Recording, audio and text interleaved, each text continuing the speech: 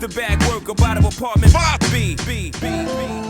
You're now tuned into the Apartment 5B podcast, where we chop it up about hip-hop, R&B, sports, love and life. Hosted by Kill.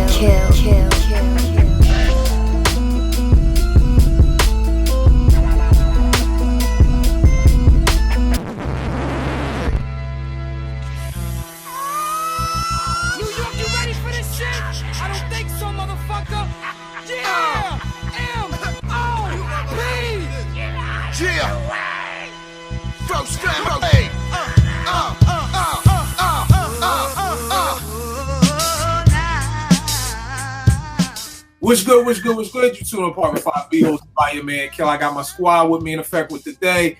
Vegas, my brother from Brooklyn. What's going on, Veg? Chilling, man. And you know what I'm saying? Album out. You know what I'm saying? I'm retired. But that album shit is done.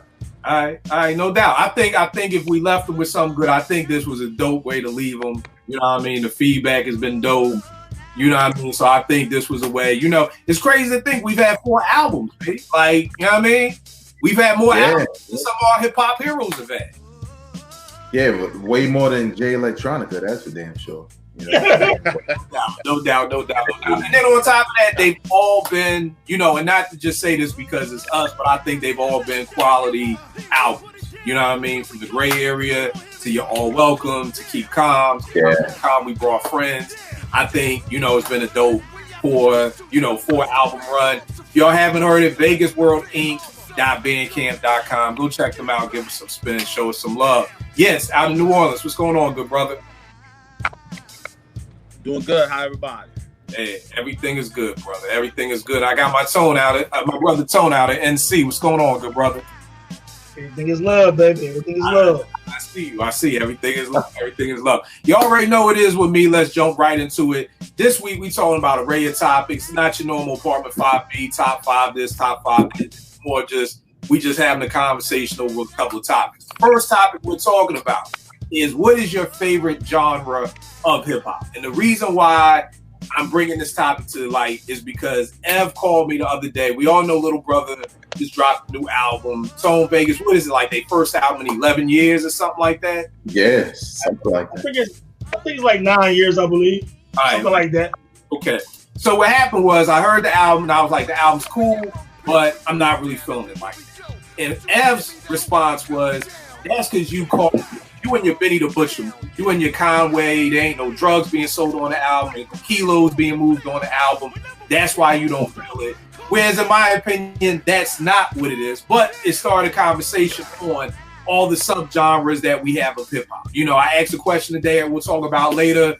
I was like, yo, what's the last hood anthem we had? Like Annie Up or, you know, Shook Ones. And like the stuff people are sending me is shit I've never heard. Knuck If You Fuck, people talking about this Future song. I'm like, nigga, y'all naming stripper anthems, nigga. I'm talking about hood anthems. Like, you know, you can't get no lap dance to Shook One. You know, you can't get no lap dance to Annie Up. Like, so, but there's a whole bunch of holes in my down south game because all the songs people are sending me I've never heard of in my life. So, you know, we're looking at those genres of hip-hop. Not saying that you don't want to listen to nothing else, but Veg, we'll start with you. What would you say is that genre of hip-hop? So is your favorite genre angry hip-hop? Is it you like the Howard University vibe with Instance, with Talib and niggas and, you know, Kufis and stuff like that? Like, what is your favorite genre of hip-hop? So Veg, what would you say out of all the different types of hip-hop is your favorite? Not that you don't like nothing else, but like that's your go-to right there. What would you say? And for right now, because it may change. Maybe it was different when we was at Morgan, but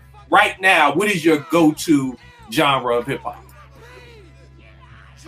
Well, one, to answer your question from Twitter, the last hood anthem that I feel is like a hood anthem is Benny the Butcher's Rubber Bands and Weight. Okay. Because that shit make me want to go outside and get it. Like I listen to that joint every day since it came out. Like I think I even posted about it because his rhymes are perfect, his cadence is perfect, the beat is sinister. it just gives you the vision of what he's saying. So to me, that's what I would vote for. Like my favorite will probably be, and I guess this is more of a style, because I guess I'm thinking of album instead of song. But I like what Biggie and Jay-Z would do as far as maintaining like a mainstream radio friendly records, but still able to make like hardcore boom bap at the same time. LL kind of did that also. But I think that's my favorite because I don't have to like, I like radio friendly records if they're good, but I don't have to feel like, I'm just listening to something that's radio friendly because it's on the radio and I've been brainwashed according to the hip hop police.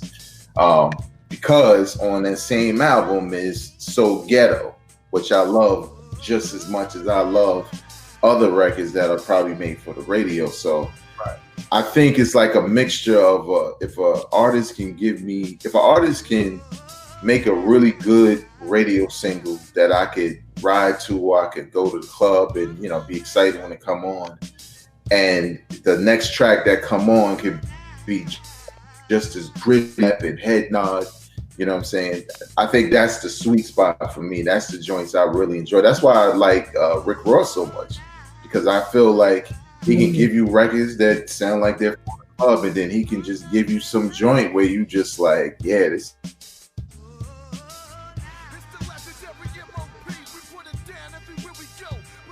Vegas stuff? Yeah, I believe so. All right, we'll get back there. So what about you, bro?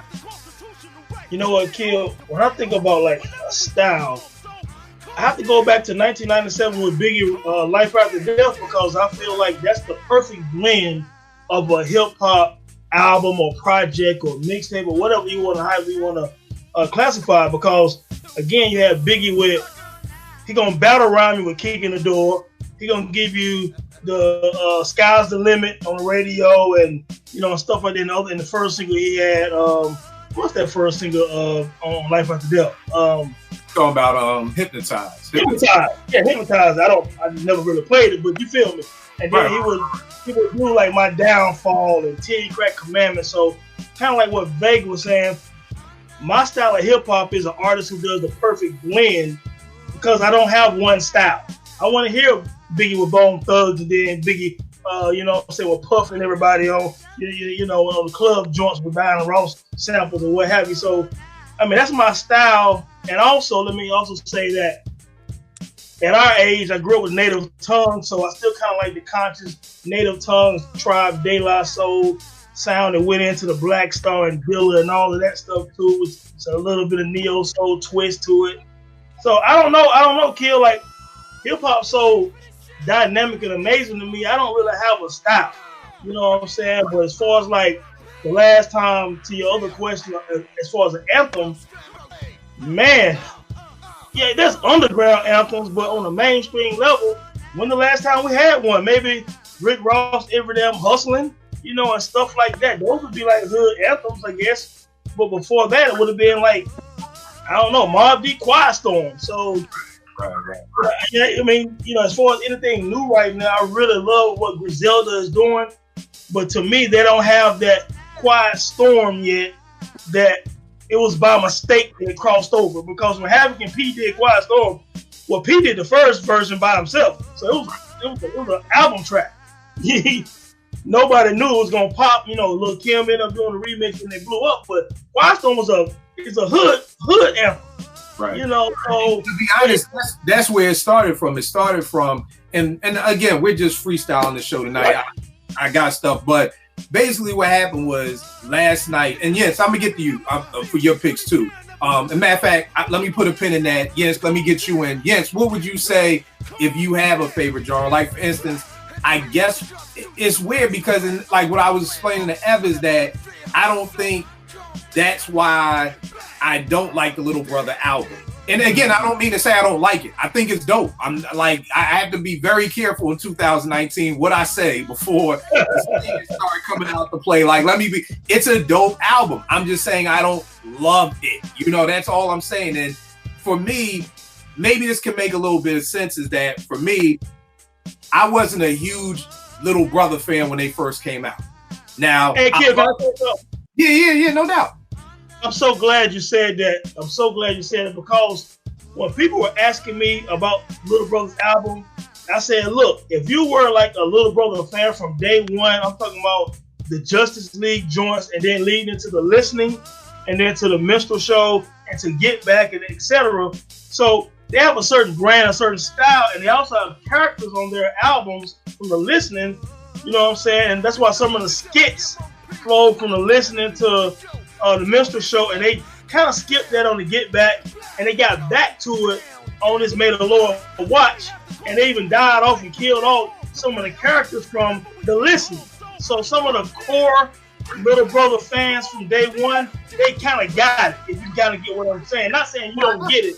I do. But from day one, the way they did this album, constructed it, did the skits, and they ended that joint with Work Through Me, or something like that, the last track on the album, it was a perfect like ending to a saga for the UBN network from the minstrel show and stuff like that. So, you know, it is a dope album, but the way they did it for core fans, I couldn't ask for anything else. But I get what you're saying. You wasn't the biggest fan like day one, so right. You know, affinity for it is not the same. You just like either it's dope or it's not dope. You know what I'm saying? And even now it's not dope because I do think it's dope. But I was wondering this, and we can talk about this some. Is that I'm sorry. Yes, I ain't get to you. Yes, what is your favorite genre of hip hop? Because I don't want to forget about you. So what's your favorite genre of hip hop before we dive into this other topic? I kind of agree with what Tone was saying. Because being an older cat, I'm coming from, you know, early 80s up to now, where we've had all kind of things taking place that I really like it all. I'm just the lover of hip hop. Yeah. I don't know. I guess if I had to.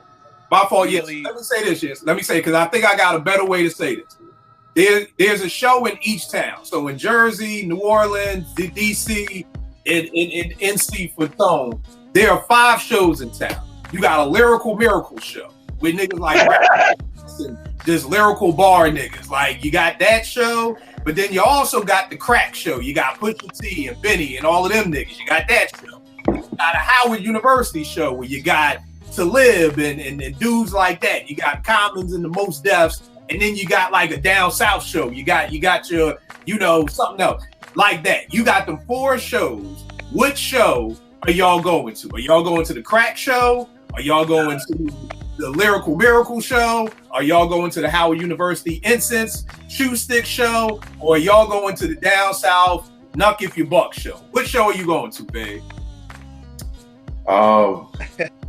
Wherever the ladies at. They ain't gonna be at that spiritual miracle shit. They ain't gonna be at that crack joint. You gonna get some bullet wound hoes, stab wound chicks at that.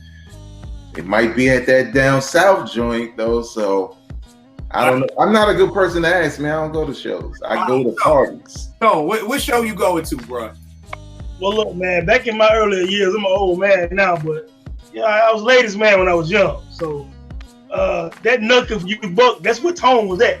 You know what I'm saying? So I mean, I'm popping off like that, but you know, outside of that, my affinity is for that Mobb Deep Wu-Tang 36 Chamber. So if I'm just going to kick it, like my man's wife said, you want the angry hip hop. You going to the angry hip hop.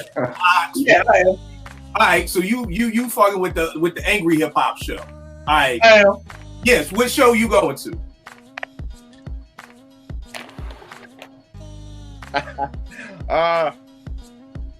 You can't go to all of them. Trust me, I've tried. Yeah, you can't go to all. You can't go to all. So which one you going to? Well, I said I'll go with the Lyrical Miracle show. I think it's one of the. All right. So you going to the Razzcast? Okay, I got you on the Lyrical Miracle show. All right, and I think I'm gonna be at the crack show. I'm gonna be up there with Pusha, dropping bars. I'm up there with Benny.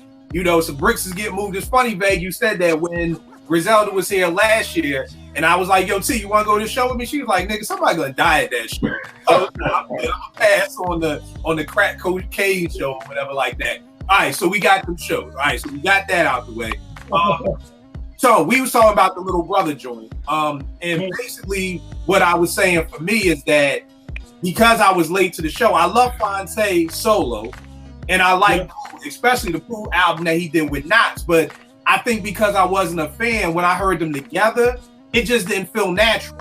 And people were kind of like, what do you mean? And I was like, could you imagine if you never heard Outkast and the only thing you heard was Big Boy solo stuff and Dre's solo rhymes, and then you heard an Outkast album, you may not think these two sound natural together. Like, does that make sense? That makes perfect sense. Okay. Yeah. Okay. Because people were looking at me like, what do you mean? And I'm like, because again, I wasn't a huge fan. And it bugged me out for a minute because I'm like, wait a second. I love Fonte. I fuck with Pooh. Why don't I like them together? Like, this don't make it be a group first. But I think, and like you said, because, and I'm glad you brought up the skits, because that's probably what irritated me the most with the fucking album was the skits. Like I don't know Percy. I don't give a fuck about, like, why are all these people talking about people who like you said, you made a great point. If you was rocking with them from the beginning, then you like everything fit in perfectly. You know what I mean? Absolutely. I mean, and again, well, to your point, the first time I heard Little Brother on the listening, I heard them together. Right. As opposed to when you heard them separate, all I knew was Fonte and Pooh together as Little Brother and Knife as being the DJ, you know what I'm saying, and the beat maker, what have you. But, so I was shocked when we found out that Fonte was doing the foreign exchange with Nicolay, because they met an OK Play. They did the first foreign exchange album. They had never met each other. Right. You know what I'm saying? So they met after that. So my whole experience with them was together, and then Big Pooh did Sleepers. You know what I'm saying? And then Knife did like more than half of the Sleepers album. So, I was like, okay, well, they're doing their own thing solo, et cetera, et cetera. So, for people down here in North Carolina, we knew Little Brother as a trio. Right. So your experience with them and my experience with them was totally different. Totally different. Right. What were you gonna say, Van? No, I was gonna weigh in when y'all finished. Oh no, what were you gonna say? You good? Well, my thoughts on the album is I think it's good, but I'm not excited about it. But I also was a person who I'm a Little Brother fan from day one, so I know him as the trio as well.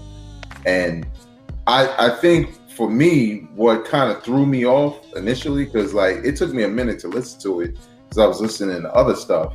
So I was, just trying to give it time, not rush because everybody's talking about it.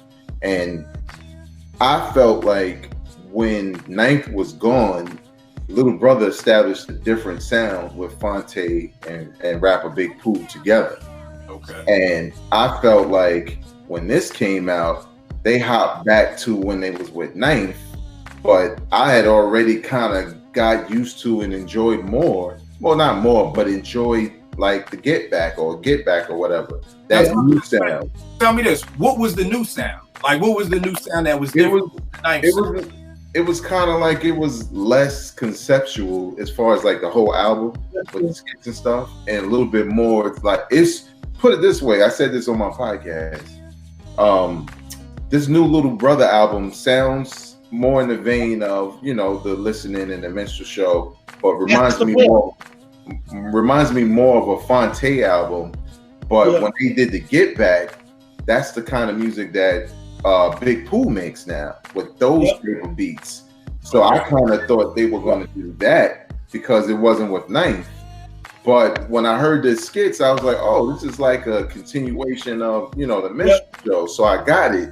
But I think I was just a little disappointed because I don't know, it almost sound rushed a little bit. You know what I'm saying? It just sounds like, they just going verse for verse, and the skits is what ties everything together. But I don't know, it just didn't feel that great. Then once I heard Rhapsody album, I was just like, well, this shit is hotter. You know what I'm saying? So now, Tone, I'm gonna get to you, but yes, what do you think about the LP, the Little Brother album?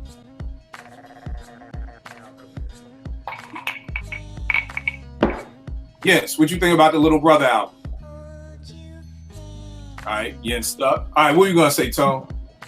No, it was a good point what Vague said. But what was funny was the point was to go back to the essence of the listening and the minstrel show, which the reason why they had the skits and killing off certain characters, and talking about UBN and the UBN network and radio show, etc. That was kind of the purpose. So they did go back to the soul kind of sampling that Knife would have done. You know, Crisis and Knots and all of them did that. So it didn't sound like the Get Back. It sounded more like a combination to me of the listening and the minstrel show. But yeah, Boo, you know, he went off and his sound does sound like the Get Back. You know what I'm saying? And the Little Brother listening and minstrel show, Fonte pretty much produced those 2 albums without making the beats. You know what I'm saying? Like Knife made the beats, but Fonte picked all the beats for both of those albums, picked how they songs was gonna be sequenced, picked how the skits was gonna sound, and he created the sound of both for the Little Brother first 2 albums. A lot of people don't know that. They think Knife did it. Fonte did it. You know what I'm saying? So Fonte did it for this album again and took it back to that vein. So no, it doesn't sound like the way Notch did the joint with Big Pooh and stuff like that. So I get it because they did that on purpose, but I can understand, Vega, if you were looking at it, if there's gonna be more dynamic beats and not the same kind of soul sampling, same thing, but they went back to that theme again. But I like that. That's what I wanted to hear. I think that's why I felt like it sounded like a Fonte album, because if he's responsible for that sound, then well, sure, hell yeah, it's gonna sound like a Fonte album. And again, for anybody watching, it doesn't mean it's whack. Doesn't mean I won't listen ever again. Exactly. You know, it just means that, you know, my expectations was somewhere, and when they said they wouldn't have Ninth, I kind of moved away from those skits and stuff because they had a couple of projects after the minstrel show that suggested that sound was, you know, when they were with Ninth. But, you know, I think it's, as far as a trilogy, I think it's perfect for that. With the funeral, the skits are funny as hell. Rhymes are dope. So, like, you know, I don't have no problem with that. But I could see from Kill's standpoint where, you know, again, if you wasn't really on board when they was together, then this feels like it's not really for you. You know what I'm saying? Right. And let me say one thing real quick. What's up, Tom? Just real quick, like for cats who are on some lyrical type of shit, Fonte rapped his ass off on this album. Like I really listen to lyrics a lot. And Pooh did a very good job. Pooh's a good MC. But the shit Fonte was doing on this album, I mean, I would challenge anybody to go back, listen to it all the way through, and listen to his wordplay, and listen to that last track on the album, Work Through Me or whatever. I mean, Fonte was just in his pocket, man. Like, that's the type of MCing that I really enjoy, thoughtful MCing. Like, he wasn't BSing on those rhymes, man. So, I mean, I enjoyed it, man. I enjoyed the way Fonte went towards those verses. Yeah, and it's funny you say that because listening to the album, I almost just wanted to hear Fonte. Like when Pooh would come in, I'm like, nah, nigga, just move out the way. Like let Fonte finish what he was saying. Almost, you know what I mean? Like, and that's why I kind of felt like it felt like, why don't I like these two together? And I think I've just become such a fan of Fonte. Let me ask this, especially Tone, you being a North Carolina native. I asked on Twitter, and the trolls came out to play. I just simply said, is a Little Brother album without Knife? And then, of course, oh my God, this thing 20th album without Knife, and of course, his Little Brother. And I was looking at it from the standpoint of Slum Village. Once Dilla left Slum Village never felt the same. You know what I mean? And people was like, oh, well, they had. I mean, Slum Village had dope songs after Dilla, but it just never was Slum. You know, and I almost attributed it to almost like the Temptations. The Temptations had hits as Dennis Edwards as the lead singer. But still, ask your parents, and I know at least for my parents, my mom's like, it just didn't feel the same. Yeah, Papa was Rolling Stone was a hit. You know, yeah, Funkadelic Shack was a hit, but it didn't have the same feeling when Eddie Kendricks, and you know, my brain is going right now. And who's the lead singer of the Temptations? Y'all help me. Is it David Ruffin? David Ruffin. So for me, I was just simply asking, and everybody was like, of course, it's a Ninth Brother. And I've asked this question before. Is it really a Wu-Tang album if RZA didn't produce it? And just for me, it's not, because that's what Wu-Tang was for me. It was RZA on the beats, maybe a Fourth Disciple beat, you know, a side Wu nigga here and there. But to me, if you tell me we got all the Wu together, but Knots and Primo and Pete, that's not a Wu-Tang album for me. You know what I mean? Do y'all feel that way about Ninth not being there? Like, Veg, I know they did albums before, but it's crazy to now hear that those albums didn't sound like, I guess, a Little Brother album almost. So it's almost like Pooh and Fonte had an other side group, and that's what the Get Back and the other stuff was. And these albums was Little Brother. So when you heard Little Ninth wasn't doing it, kind of looking at it like how I kind of just said in that spectrum, not that it hadn't been done before, not that they hadn't been making albums for years without Ninth, but did you feel like this is really a Little Brother album, but Ninth has nothing to do with it? What about you, babe? I would say, I mean, it is and it ain't, because I really like the Get Back, you know what I'm saying? But if I'm looking at their catalog, my favorite album, and the album I feel very comfortable calling a classic, is The Minstrel Show. And Ninth is a part of that, whether he did all the beats or whatever. He's a part of the group. That's how I was introduced to the group, with those three. So when it's not those three, but it's that sound, it's the nostalgia in me, and the feeling of it really being a reunion is not there. It's different, because it's like, even when Old Dirty was locked up and Wu-Tang did Iron Flag. I liked Iron Flag, but something was missing because Dirty wasn't there. You know what I'm saying? So it was a Wu-Tang album, but it was like it just didn't pull on those nostalgia heartstrings, to make you feel like, yeah, they back. You know what I'm saying? Like a Tribe Called Quest is a perfect example. You know what I'm saying? We did the Beach Rhymes in Life joint. Some of us like it, some of us don't, but all of us are kind of, because it ain't Midnight Marauders with Fife, Q-Tip, and Shaheed, whatever he did. It ain't Golden Theory, you know what I'm saying? But when they finally came back and you're like, damn, Fife died, the first thing you're thinking is you're not going to get a real Tribe album. But because Fife did so much, it feels like a real Tribe album, even though Ev doesn't like it. So now here's a quick question, and Ev still will call me from time to time, like, that shit whack, and I'm like, whatever. But here's the thing: let's say Fife didn't have any verses on that at all, like he had passed away, and then they said they decided, because I had heard a rumor, and prayerfully it was just a rumor, that they were going to start a new tribe and Busta was going to join. And I'm like, well, then call it something else. Like, call it a new group then. But again, maybe like you said, that's the heartstrings. That's the nostalgia in me. If Busta want to do an album with Tip, cool. Call it something else, but it's not a Tribe Called Quest to me. It's not Tribe. You know what I'm saying? So if Fife is not on that album, Vague, do you feel like that last album is a Tribe album? It's just Tip rhyming and Consequence and Busta. There's no Fife whatsoever. Is that still a Tribe album? Hell no. Okay. It's not. Look, you're on pipe, or you're on point Fife all the time, Tip. If it ain't that, if I don't hear both of them on this record, it's not a Tribe album. Like, I think the thing is to sum up, what I'm trying to say is, they established something. Little Brother established something. Like the name, the notoriety behind Little Brother is those three. Same thing with Tribe. Same thing with EPMD or whoever. You can bring in somebody else we like a Dennis Edwards, and whatever the dude was after Dennis Edwards when he had Treat Him Like a Lady, because that shit was dope. But it ain't David Ruffin days. It just ain't. You know what I'm saying? It ain't what established it. So I think, a lot of times when you say that, people kind of feel like you're shitting on the group or you're shitting on the music.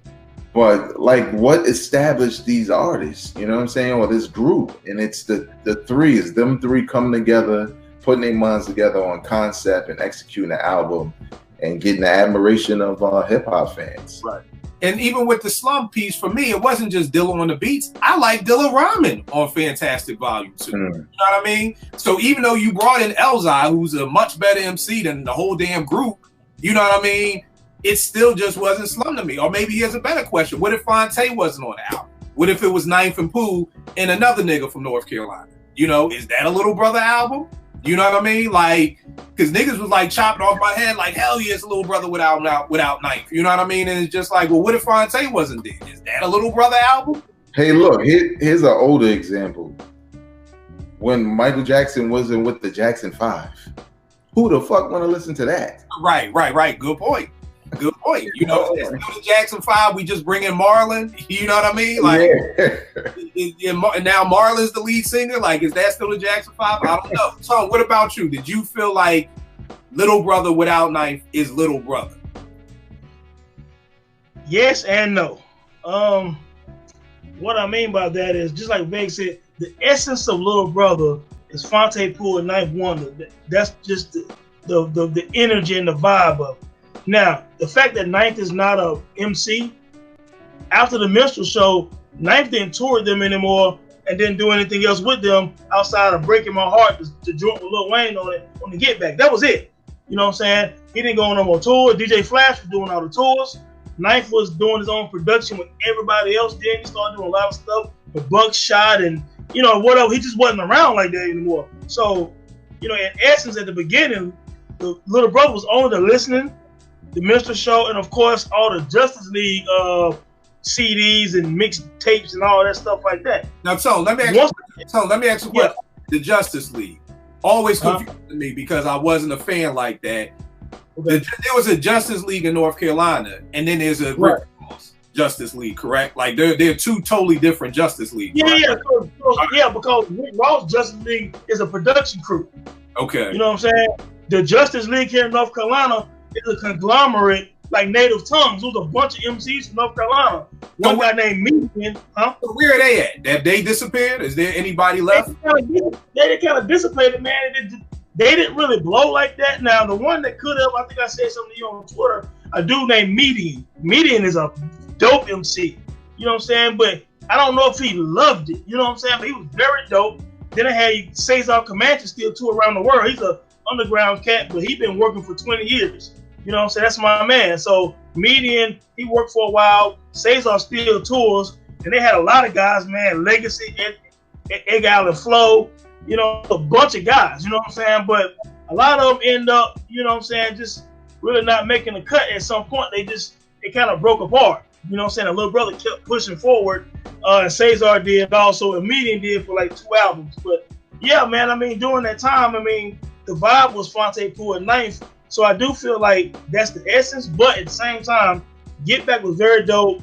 Left Back wasn't bad. And they had that Justice for All and all these mixtapes where it was just Pool and Fonte, so they kept the Little Brother energy going, you know what I'm saying? And because Knife was always in the background, so, you know, this new album, what if they said Knife did 5 beats on it? Then is it Little Brother album? Because nobody knew at first, because some of those beats on that sound like Knife Wonder beats. You know what I'm saying? Because Crisis did a lot of the production, and Crisis is under Knife. He got Crisis when Crisis was like 18 years old. You know what I'm saying? So they make beats that's very similar, even though Crisis drums are done. But so it sounded like a Knife Wonder produced album. You know what I'm saying? So they still Little Brother, but when you find out Knife is not there, Kill, you know what I'm saying? It's not the same. Like, you can't do Tribe without Fight. If Busta Rhymes going around, that's fine. Call it something else. It ain't Tribe though. Right. And I think that was my initial question that I posted on Twitter was, you know, if it's, and I didn't say if it was or if it wasn't. I just asked the question, but it's kind of like you said, and like I said, maybe it would be different if it was Knife and Pooh and there was no Fonte. Because I feel like if I asked that question, I'd get more, no, that's not Little Brother, than if I ask, you know, if there's no Ninth Wonder. You know what I mean? So I don't know if that's because it's the front man, like with the Temptations, the front man always leaves. I don't know if Ralph leaves New Edition. Is that still New Edition? You know what I mean? Because he was the face. Yeah, I agree.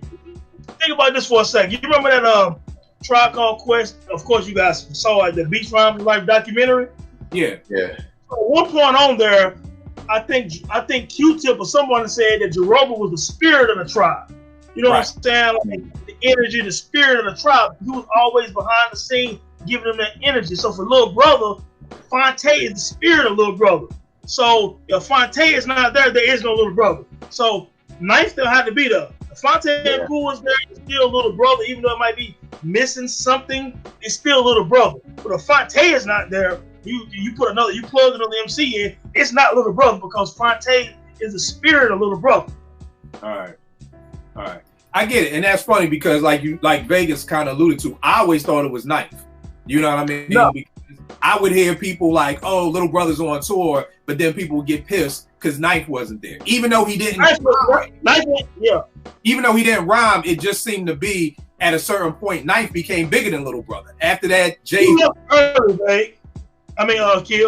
What happened? Yeah, but yeah, I'm just saying that like I would have thought that it was Ninth that was the spirit of Little Brother. You know, it kind of how RZA was like the spirit of the Wu. You watch the Wu documentary, it was the RZA doing all the work. Or how Q-Tip is the spirit of Tribe. Q-Tip was the one. Yeah. Everybody. So again, me not being a fan, I just assumed because the world, because God forbid, you can't say shit about Ninth on Twitter. If you know, like I thought it was Ninth who was kind of like the spirit. That's why I was so shocked when everybody was like, nah, that's still Little Brother album. But now it makes sense because you're saying no, it's Fonte is more so spirit. Yeah.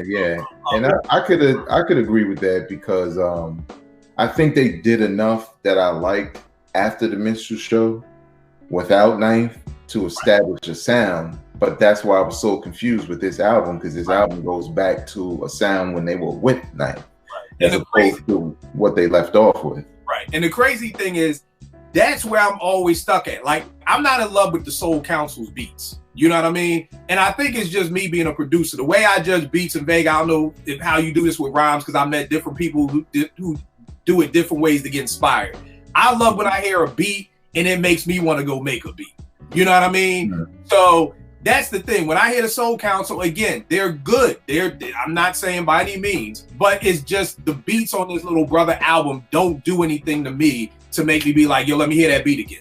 You know, when I put on Benny's The Plugs I Met, I don't care if you talk shit about Derringer all day. He just loop shit. You are 100% right. But them loops with them rhymes just fit perfectly for me. You know, I cannot listen to that Kings with Crowns just one time. It's almost like I gotta listen to that again. And that's what I don't get from this Little Brother album. I'm not like, oh my God, I gotta hear that beat again. Like the chop that Knots did or the Bobby Caldwell joint is crazy. But it doesn't, I'm never like, oh, I gotta listen to that again. So again, I'm not in no way saying Derringer is better than Knots because I don't think he is, but it's kind of like the way, and this is why I'm always saying hip hop speaks to us all differently. Like for me, I'm always about the song. You know what I mean? Some people get caught up in the bars. I'm like, make a dope song. When me and Just Blaze was going back and forth on Twitter, I'm like, nigga, fuck a beat battle. Let's do a song battle. You get an MC, I get an MC. Let's make a fucking song and let the song speak. There are other people who don't give a fuck about a song. They just want to hear bars. They like the battle rap. That's not my thing. I'm not into the acapella back and forth for 3 hours with the crowd jumping, doing somersaults. You know what I mean? Like, that's just not my lane. It's about the song, and I think that's what it is for me with the Little Brother album. But again, I think it's a dope album, but it doesn't, again, that Benny the Plugs I Met, that shit is like crack to me. Like, even when I'm like, yo, I'm tired of listening to this, it calls me back. Can I say something real quick? Yeah, please. Look, my brother, today I was driving, I had an hour commute today, and I swear I listened to that Benny song, Joe Pesci 38, like 10 times, dog. I mean, I love that song, man. I just love what Benny doing right now, man. I keep his joints on repeat. Derringer is an ill beat maker. To me, they my new Mobb Deep. You know what I'm saying? And that's the way I listen to them, and I swear I listen to that Benny today all the way home, dog. Right. And again, that's just not the feeling I get from this Little Brother. And that's no diss. That's no diss at all. But I just don't get that. I can tell you, I'll be listening to the Plugs I Met 10 years from now. Truth be told, like I just will. Like, Vay, you said Rubber Bands away. I'll be listening to that shit when Naomi's in college and she's only going to 8th grade. I can predict that. I don't know if I'm listening to this Little Brother next year. You know what I mean? I don't know if I am. You know what I mean? It's the same thing when Black Thought dropped the Stream of Thoughts. Everybody was losing their mind. But then the crazy thing was at the end of the year, I ain't see one list of top 5 and nobody mentioned that Stream of Thoughts on a top 5 of the year. When it came out, it was the greatest shit since sliced bread. But I'm like, yeah, you know, people do that all the time. Right, no doubt. But I was just like, okay, let's see. It ain't even last a year. Like, not even last the test of time. It ain't even last the test of 7 more months to be like, oh yeah, that made it, that made my list. Now let me ask y'all this. How do y'all listen to hip hop? And the reason why I'm asking that question is because from the standpoint of it being, I listened to, like, for instance, last week you had Rhapsody, you had Raphael Sadiq, you had Jadena, you had Young Jeezy, you had RJ Payne, you had about 5 or 6 big name albums drop. And by Sunday, everybody was like, "Oh, gee, what'd you think of the Rhapsody?" And I was like, "I'm still listening to Raphael Sadiq." And they like, "Oh, you gonna be late?" And I'm like, I did this before on the podcast, and I was like, I feel like we're speed dating hip hop. We're not taking the chance to really enjoy it. Like, I literally listened to nothing but Raphael Sadiq from Friday at midnight to I just started listening to RJ Payne probably Tuesday. So I really just took that time to just kind of enjoy the Raphael Sadiq. And it's weird because I was talking to my man and I was like, "Dog, do you even rap along with songs anymore?" And he was like, "Nah." And I'm like, "I think that's because we run through music so fast." Like, I knew people who was like, "Okay, it's midnight, I'm gonna listen to Rhapsody for an hour, then Raphael Sadiq for an hour, then Jeezy for an hour, then I wake up in the morning, then I'll go to," like, so people, and I equate it to almost how you eat food. Like, I'm going out with my niggas and the niggas are just wolf down a steak. And it's just like, damn, nigga, take your time. Like, enjoy it. Like, y'all just, you a damn Tasmanian devil. Like, enjoy it. And but then people look at me like, "Oh, gee, you gonna be left behind." Like, the way you talking about giving each album a week, you ain't gonna get the Rhapsody till damn near September, October. And I'm like, but that's okay. Like, for me, that's okay. And again, Veg, I'm always interested in you because you are one of those people who keep your ears to the streets. Just following you on IG, you keep your ear to the streets. You stay up on things. But, like, how do you two, like, digest hip hop? And it's also because y'all both have podcasts. You know what I mean? So, in Vague, when I used to write for the site Couch Sessions, it kind of showed me trying to keep up with these reviews was killing my love for hip hop. Because if I still wrote for them, and for me, it's like, I'm like, "Pooh, but if the show ain't for dough, then you won't see the bro. Like, y'all gotta pay me to write. Like, that shit ain't happening no more." So, but it was also like, yo, I'm not enjoying the music because I gotta listen to this Rhapsody and hurry up and write a review. Because if I write a review of Rhapsody 2 weeks from now, nobody's gonna want to see it because we've already moved on. You know what I mean? So from doing podcasts and being part of the media conglomerate, does that make you feel like you have to listen to all this music right now? Because you're right. If I don't get the Rhapsody till September and I come on Twitter like, "Yo, I really like it," niggas gonna be like, "Nigga, you old." Like, we've been moved on from Rhapsody. So how do y'all digest music when it's one of those Fridays where it's like all of this music came out? Like this past Friday, how did y'all go about listening and have y'all listen? Like I said, I'm just on RJ Payne. I'm only on album 2 out of the 6 or 7 that came out. So Vague, how do you listen to music or how do you digest it? So it's hard on a personal side and on like the podcast side. So I kind of target, as far as hip hop goes, I kind of target the albums I know I want to listen to because they're coming. You know what I'm saying? And obviously, as a fan, there's some that I anticipate more than others. And usually, if I'm like really giddy as a fan, I'll just say I'm going to listen to that first. You know what I'm saying? Because that's the joint I really want to hear, especially if everybody else is talking about it. But I feel like every review, don't matter whether you work for Complex, you work for MTV, Rolling Stones, or whatever, every review that drops is an impression. That's what it is. It ain't no bona fide review, definitive review of this album and what this album is. It's your impressions. You know what I'm saying? So no one should be saying it's a classic.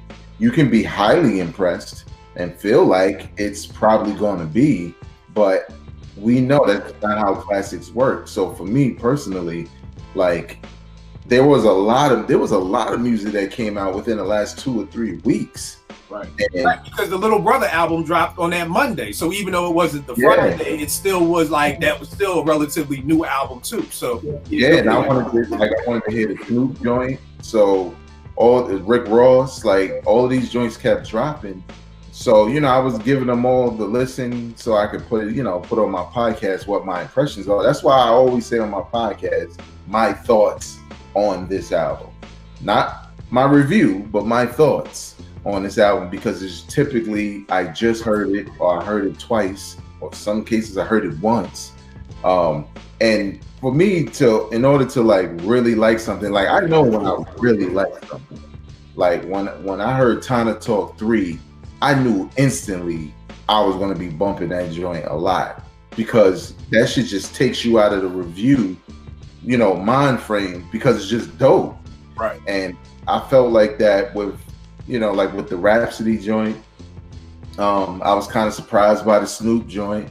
So it was one of those things where, I listen as a fan and kind of keep in the back of my mind the whole review part of it. But if it's something that I just like, organically, it's just gonna be in my rotation. That's the only reason why the Little Brother thing was slightly disappointing to me, because I just knew that was gonna be in my heavy rotation regardless. But you have to look at like, okay, well, like you said, Kill, maybe for you need a week with just one album. For me, typically, I can bounce maybe 3 albums between commutes and workouts and stuff that I'm like really listening to. But something got to get bumped, you know what I'm saying, out of that rotation. Right. So it's kind of like there's no real formula for it, but for me personally, but at the same time, it's really more personal, and then the curiosity of checking out an album. Like I want to listen to the Jeezy album, but I've been listening to Rhapsody. So now tell me this: did you already like? I know for me, when I saw the lineup, I was like, Sadiq is first, RJ Payne is second, Jadena is third, Jeezy. Like, did you already like see and like kind of already go in, or was it kind of just like you saw the lineup? Like, how did you pick your starters? Almost like you at the park, you see the niggas who are on the side. Like, who did you spark first last Friday, and why? Last Friday, I was going for that Rhapsody first because, I had heard the one record and it was okay, but I wanted to hear more. I'm already a fan, and like Jeezy, I liked him more later on in his career than I did early when everybody liked him. And I really liked the album he had like a year or two ago. So I was curious about it. Raphael Sadiq, I wasn't sure of because he did an interview at the radio station I work at.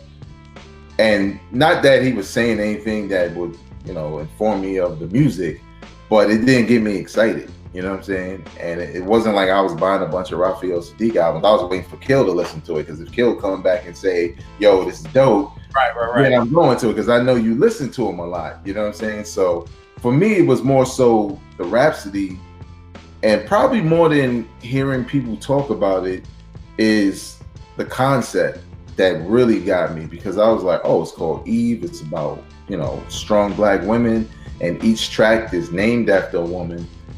I was already a fan, so I was completely curious. So that it was like tunnel vision. Like, I have to listen to that one first. I got you. All right, so what about you? How do you digest this music nowadays with stuff coming out every day? You got surprise albums. I think the Little Brother dropped on Monday. I think they announced it Sunday, or I don't even know how quickly it got announced. But we have release dates, but then you also just got shit popping up out of nowhere. How do you digest music? What did you start with on Friday, and why? Well, it's almost impossible to even digest the influx of music that's coming, because, again, just real quick, back in the day, you had time to do the knowledge, and we knew the words to full albums. I know every word of Ready to Die. I know every word of Illmatic, Midnight Marauders, 36 Times. I know all these words. I used to ride to them, consecutively with my headset, whatever. Now there's so many of them. You might have 5-6 albums coming the same night.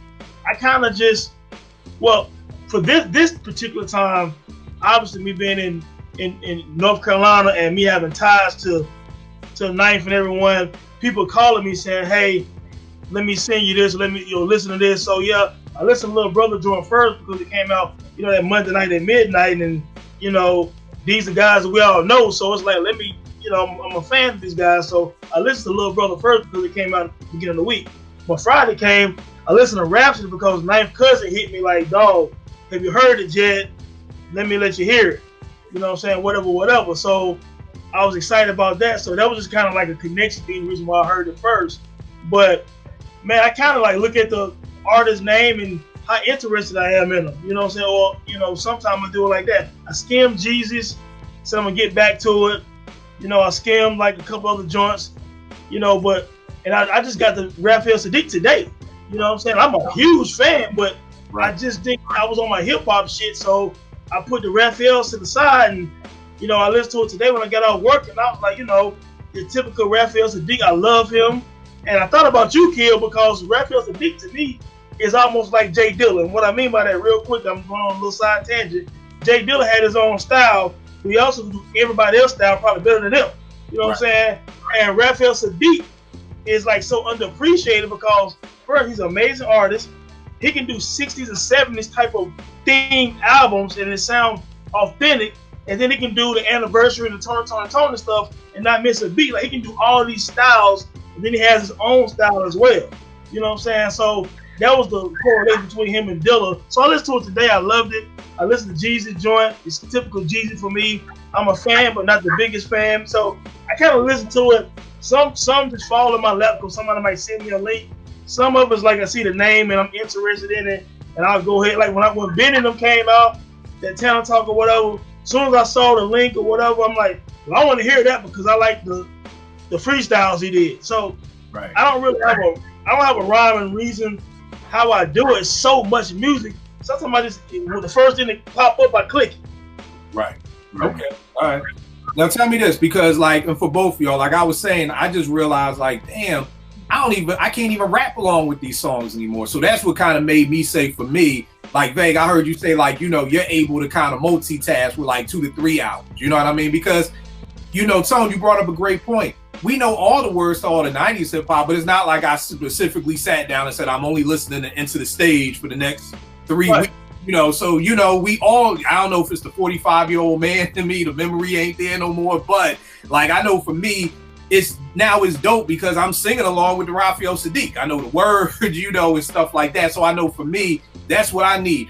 Do y'all find yourselves being able to rap along with lyrics of not like of a Tanner Talk 3? Because for some reason that spoke to like the world.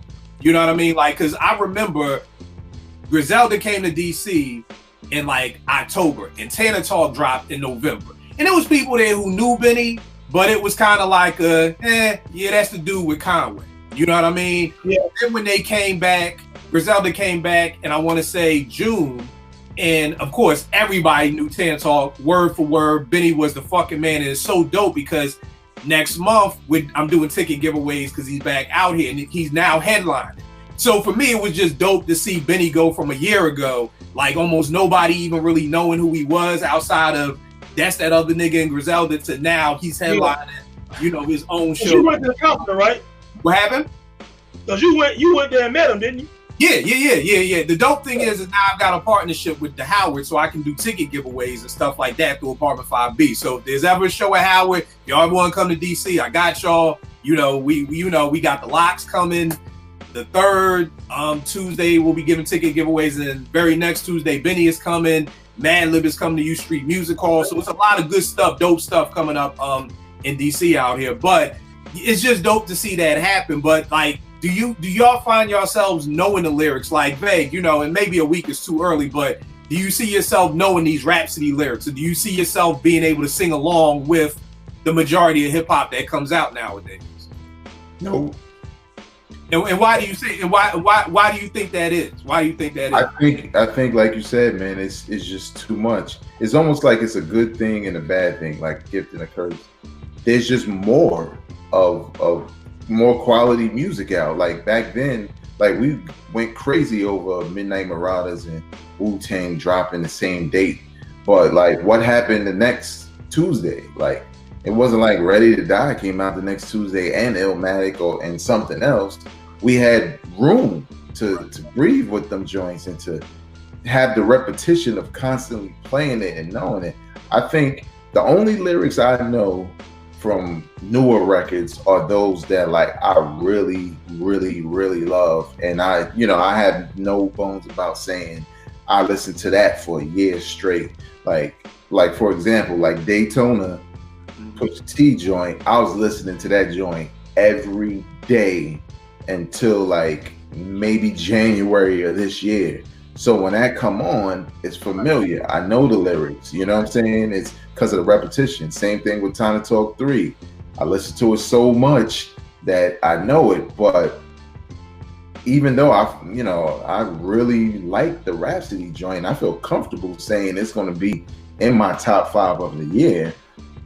It might be another 17 albums that drop that come out and pull me away from something I really like because it's just as dope.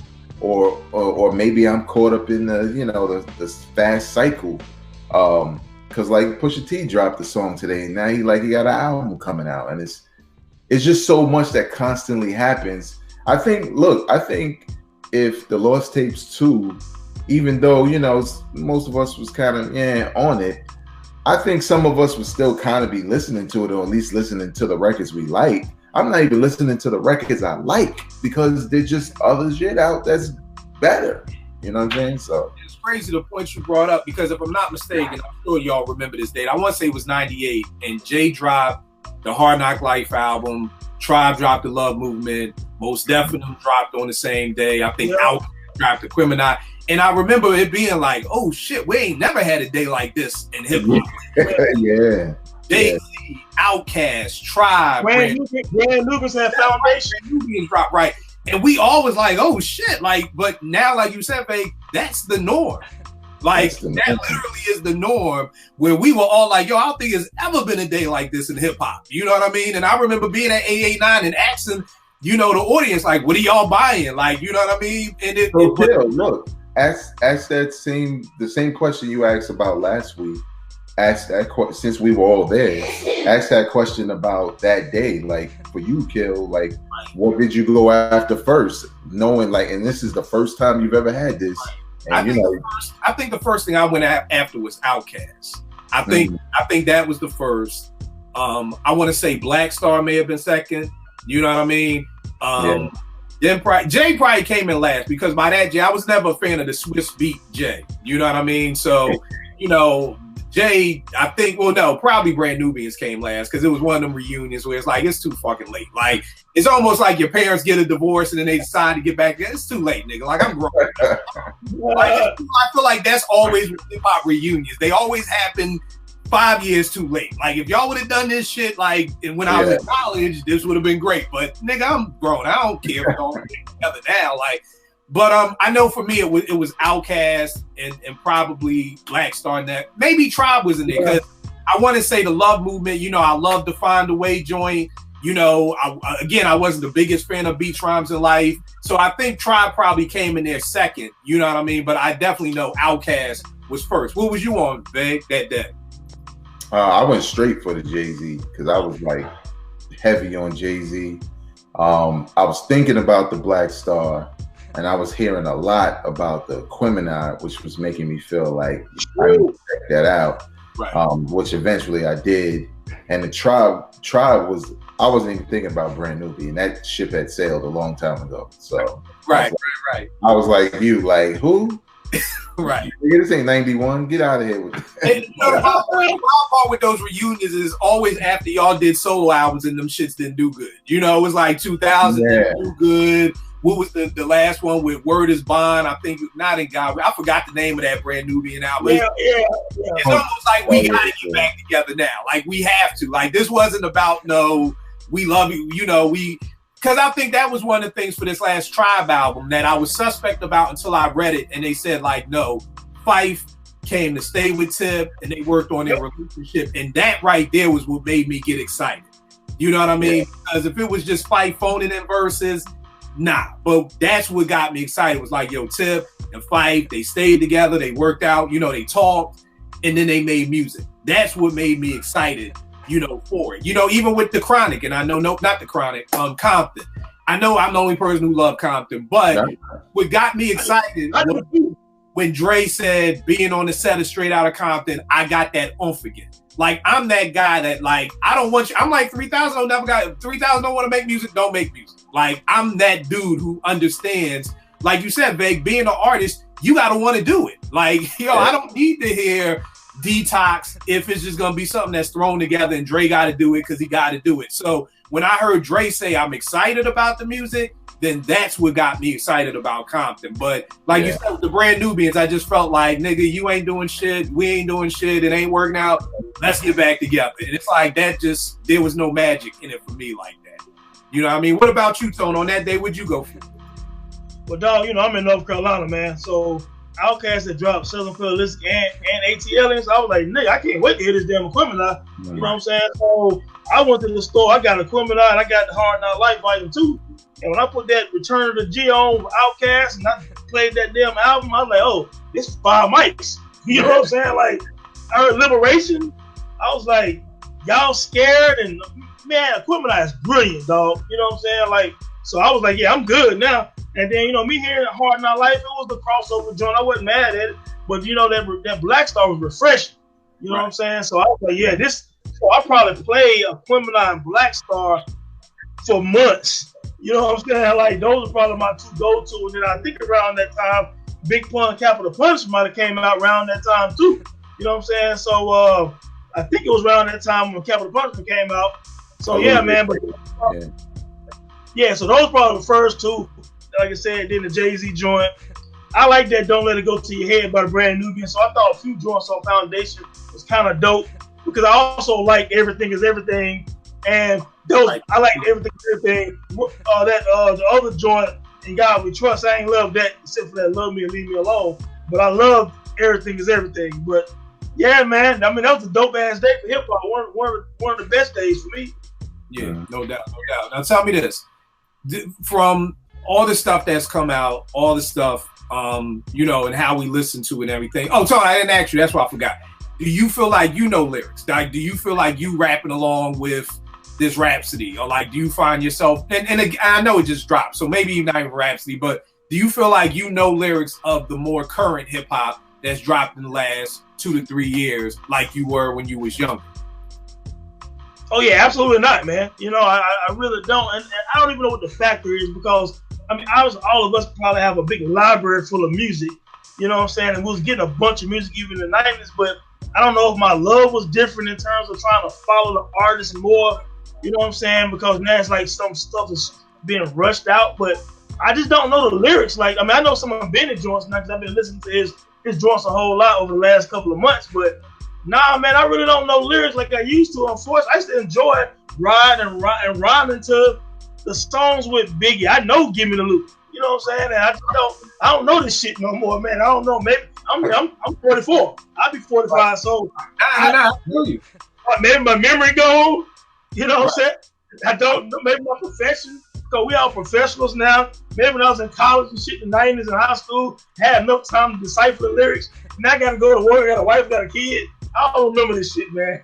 Nah. I feel you. The funny thing is, like, I miss that sometimes. You know what I mean? Like you said, I miss to ride along with it, and rap along with it. That's why I kind of said, I know for me personally, I'm like, yo, let me just listen to this. You know, quick question, because I hear all 3 of us saying the same thing. And so I didn't hear you say Daytona, but maybe you agree. But we all agree on Tana Talk 3. Like, because somebody was asking me about how long does it take to make something a classic. And I'm like, bro, it differs. We all got different definitions. But there are certain albums that I just hear and I know it's a classic. Tone, you just said Aquemini. I mean, Aquemini was one. Yeah. You know, we're all saying Tana Talk 3. Can y'all put y'all finger on what it is? Like, what was it about Tana Talk 3, Vague, that when you heard it, you just kind of at the end said, this ain't going nowhere? You know, or with the plugs I met. Like, I can, you know, my only beef with the plugs I met was I wanted more Benny. Like, I was like, I don't want to hear Kiss. I don't want to hear, you know, 38 Special. And I felt like everybody killed their verses. So everybody came with their A game. But my only beef was I want to hear more Benny. So what do you think, or can you even put your finger on it? Maybe you can. Sometimes I can't. It's just like, the shit is dope. You know what I mean? Like, can you put your finger on what it was, Vague, that Tana Talk 3 or the plugs I met had? I think you just gotta be a music lover, man, and like we're hip hop fans to the core, and it's that unspeakable shit. Like, we could be sitting together and hit play on that joint here for the first time. Niggas ain't telling each other to start head nod. You know what I'm saying? we just instantly gonna be like, Right. we instantly hear the verses, we instantly hear the punchlines. And I think for me with that, like, I think Tone kind of alluded to it, and now thinking about it, and especially after watching the interview he did with Crooked Eye, or King Crooked, whatever he calls himself now, where he was saying what who his influences were. Of course, he said Jay and stuff like that. He also said Mace. Wow. So yeah, he said Mace, but that's what shout out to Yao G's. That's what we're saying, man. It's not that I'm going on a tangent a little bit. No. Do you think, yeah, bro? Yeah, it's not that the commercial records and the shiny suits is what's representative of his skill. It's the bars on some of the other records and some of the mixtapes and the freestyles that make you say, okay, he's not just a commercial rapper. There's some technique in what he's doing. And, that ain't no regular shit. You know what I'm saying? Like, that's something where people start to recognize you can spit. It's just that he was in a situation where he was highly successful making those kinds of records. But I said that to say this, like, hearing Benny talk about his influences, and I was thinking the same thing. I was like, when I first heard Benny, I instantly liked him. And I couldn't figure out what it was. And when Time to Talk 3 came out, especially that Rubber Bands and Weights, I was like, you know what it is? He reminds me of a prime Prodigy. Oh man, that's it. He's the way Prodigy put words together, the way Prodigy described beef, drugs, whatever, conflict, lift you off your feet like ski. That's exactly what Benny does. And it's dope, and it fits to this time. It doesn't feel like biting or trying to be like it. He feels like a newer version of what Prodigy was.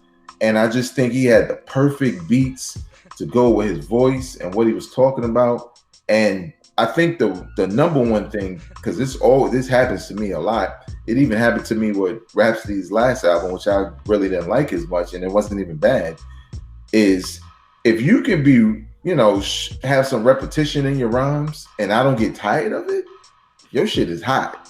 You know what I'm saying? Because it ain't like he ain't rhyming about the same shit on every track. He really is. Here's the wild part. I was about to say, here's the wild part. The two albums with me and you and against Daytona, I don't know if you feel that way about Daytona, it's drunk talk. You know what I mean? Yeah. Like, flat out, there's, like you said, and that's my thing with Pusha. Like, how this nigga has talked about selling coke for 20 plus years and found a different way to do it every time, it's flat out amazing to me. Like, I'm not bored with it. It's always like, okay, what's the new way, Push? What you gonna say, Tone? No, it's a skill, because Raekwon did it for the most part as well. But it's funny you said that, Vague, because when I think about Benny's last two projects, that Tanner Joint or whatever, I immediately went back to, it made me feel like it was 2000 again, and I heard Keep It Thorough, and I heard the HNIC. That's exactly what I thought about when I heard Ben. I'm like, damn, this feels like some Mobb Deep. It just, but not forced. It didn't seem forced. He has his own lane. He has his own style, but it's still, he's like the son of Prodigy in a sense, to me, and that's the feeling I got. I hadn't had that feeling in a long time, and it felt good. You know what I'm saying? Kind of like when I hear Rick Ross. I know people don't want to hear this, but there's times I heard Rick Ross, and I felt Biggie. You know what I mean? It kind of felt like big production, the voice, the cadence, and I just kind of, so Benny kind of made me feel like that. But just to go back real quick, when we talk about the instant classic thing, to me, there's not that many instant classics. And, I don't know if this Tanner Jones a classic per se, but it's a street classic to me. You know what I'm saying? And, but when I think of instant classic, it was the Outkast, one of the last ones I heard. And it reminds me when I heard the Chronic from Dr. Dre, the first one. It's like the energy, it had a classic energy to it. And for me, only a few albums initially, from when it first dropped, had a certain energy. It's for the new era. Maybe it is Benny, but you don't hear that energy so much like I don't. You know what I'm saying? That's why classics shouldn't be thrown around as much as people. Every time you hear a damn album you like it, it's not a classic. It might just be dope. It's okay. Yeah. I agree 100%. And I think the thing with Benny, with me, when anybody asks me about Benny, I'm like, to me, it's the authentic. He's authentic. Like I feel like when I'm hearing Benny Rhyme, like he's really fucking talking about like he lived this life. Like it's a part on the plugs I'm at on 5 to 50 where he says something like, nah, I ain't, he starts telling you and then he's like, nah, fuck that, I ain't telling niggas shit. You know what I mean? Because it's like this nigga's really telling you this, you know, it's like I always said with Jay, I feel like Jay's lane, in my opinion, my favorite Jay is drug dealer Jay. Like, you know, when this nigga is talking about drugs, like you could tell this dude ain't just some old, I listened to my old head or I saw somebody do whatever. My only beef with Benny, and I get it, it's indie. I usually don't complain about the time it takes to get your stuff. Brado went out and brought a plugs I met because I was like, I swore I brought this the day it came out, but I ain't get it in the mail yet. Then I just got another one in the mail because it just happened to me. So it was like, yo, it's like, bro, I literally thought maybe I didn't buy it. But so, you know, I guess you can't never have enough Benny. And Veg, I think, what's up, Tom? I ain't meant to cut you off. Just real quick, when you said something about Benny being authentic, when they signed that management deal or whatever deal they have with Rock Nation, Benny said on a tweet that at some point he was locked up with Emery. And people that know Jay-Z know that Emery was, you know, a big time hustler at one point, and you know what I'm saying, he's a stand-up guy. And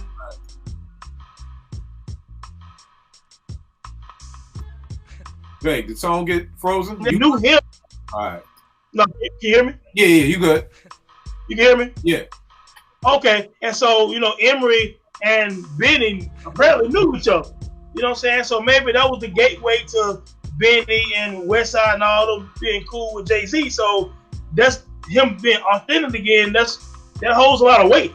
Right. No. You're 100% right. And Veg, I think you said you like this joint, but this PJ Morton Gumbo album, like this is one of those few times, like I usually it takes me a while to write a review. I heard this album the first time I heard it and literally wrote the review right there after one listen. Like it was that great to me. But like you said, that's never happened. I'm 45. I've never heard an album and literally just been like, yo, I could write the review right now. So I think it's like we're all saying is just, and I've always said it, you know, it's about what speaks to you. Now, the shit that Kill started on Twitter this week, not a lot of shit. Well, kind of shit. But one of the things that someone said today is that Rhapsody is on the same level as a Kendrick Lamar. In that, and I forgot the chick's name. She works for Hot 97. I forgot her name. But you know, and I was like, Carly Hustle or something like that. Carly Hustle, exactly. You know, and I was like, rap is on the same level. And I feel like this rap, I mean, I haven't even heard it yet. I've heard the first 2 songs on it, and I really like it. I really can say the first 2. And the ninth one, the joint where he did the Phil Collins flip, that shit is bananas. You know, I ain't even want to tweet that out yet because everybody's gonna be like, oh my god. Again, I don't like Ninth Wonder. I've never said that, but neither here nor there. But it starts off so great. But I almost feel like if you're black, you have to like this album. Like I feel like if there's anybody, no, I'm dead ass serious. Like I feel like because it's Black Woman and every song, like if you put on Twitter you don't like this album, I think Black Twitter will assassinate you. You must have a white wife. You must hate the Black woman. Like I feel like it's one of like I was never a big Luke Cage fan. I didn't really like the show. I didn't really like the storyline. I love the music, but I felt like as Black people we had to like Luke Cage. He's getting shot in the hoodie. You know, Black people are getting shot. So I feel like it's just one, you had to like Luke Cage. You could not say you did not like Luke Cage. I feel like this rap album is going to be that. And now I'm just like, wow, rap is on the same level as Kendrick Lamar. And people were going in, you know, so I'm just interested to know how y'all feel. Some people were like, oh, hell yeah, rap is better than Kendrick Lamar. I'm like, God damn, like, I like rap. Like, I think she's dope, but like, I really do feel like Kendrick is. I honestly think Kendrick Lamar may actually be in my top 10 of greatest of all times. If he could make another album and it's right up there with you know, Section 80 and Good Kid and To Pimp a Butterfly, and damn, I mean, he's got to crack my top 10. And the rap is nowhere even in the stratosphere of even tapping on my top 10. So just wanted to know what y'all thought. Vague, is rap in the same category as a Kendrick Lamar? No, not at all. That's no slight against her. This dude doesn't have a whack project. And I don't feel like Rhapsody has a whack project, but when I say Kendrick doesn't have a whack project, he also doesn't have a good project. He has great projects, 4 of them. back to back to back. I don't know. I don't even. We did a show on this. Like we had to think, like, well, shit, who got to run like that? You know what I'm saying? I mean, yeah, that's a crazy run. Yeah, it's crazy. Now, this album is a Kendrick Lamar type album. That's why I like it that much. And I don't mean like in sound, but I mean in concept and execution. Like while we like Kendrick's album, this album is on a Kendrick level, but in no way, shape, or form is she better than Kendrick, because Kendrick got way too many flows. Keep in mind, I want to make sure we get this straight. Nobody said Carly Hustle didn't say she was better. She just said that she's on his level, but men aren't going to give her that credit because she's a woman. You know? All right. Well, yeah, let me speak to that then. First of all, when people say shit like that, they're trying to negate any negative, constructive, not even negative, any constructive feedback that's not favorable. They just saying they already stapling on you like, yo, well, that means you're a man and you don't like her because she's a woman. But Charlie Hustle, were you there when she dropped her first album? You know what I'm saying? Were you there when she had the mixtapes? Were you like, so don't come later where there's this movement to make her bigger. And I think it worked as far as her music, because if her music was trash, I couldn't say anything. I already just said she's easily in my top 5. I didn't say that about a lot of stuff. But I think with her, she's not on Kendrick's level because Kendrick has 4 albums that are debatable classics. Like, I mean, like you just said, Kill, you already thinking about putting them in your top 10 of all time. Is Rhapsody in top 10 of, well, she is, but top 10 female MCs of all time? Like, stop rushing her. You know what I'm saying? Like, stop trying to take her from, it's the same thing with the LeBron thing. I'm a huge LeBron fan. I don't ever remember LeBron saying he was better than Michael Jordan. I don't ever remember Rhapsody saying she was better than Kendrick. Right. You know what I'm saying? It's just more so the pundits and the people who want to have their special moment. They want to cover something big because all the big shit happened in the 90s, and they want to make these bold statements, and it doesn't make sense because it's like, I mean, this is the first time, I'll say this about the album and Rhapsody and why I like it and why I think you would like it, Kill. Y'all know I don't like Muhammadiyah. I feel comfortable saying that. Right. You know what I'm saying? That's my taste. You know what I'm saying? And there was something about Rhapsody that reminded me of her because of her flow and the monotone thing. Right. But she was a little different. I thought her approach to lyrics was more thought-provoking, whereas Muhammadiyah's was more about wordplay. And Rhapsody's about wordplay too, but I think Rhapsody's strength is when she digs deep into the relationships between men and women and people in general. But I think on this album, this is the first time I listened to an album from beginning to end where I was like, that's Rhapsody rapping? Because she got so many different flows. Them shits fit. Okay. All different types of beats that I thought she would never rhyme over. She killing them. Like, she's in her bag on this project. This is hands down. It's hard to say it because I love that mixtape she did. She got game. But this is hands down her best album. Okay. But rushing her past Kendrick, like, you know, like, come on now. Nah, chill. All right, what you think, Tone?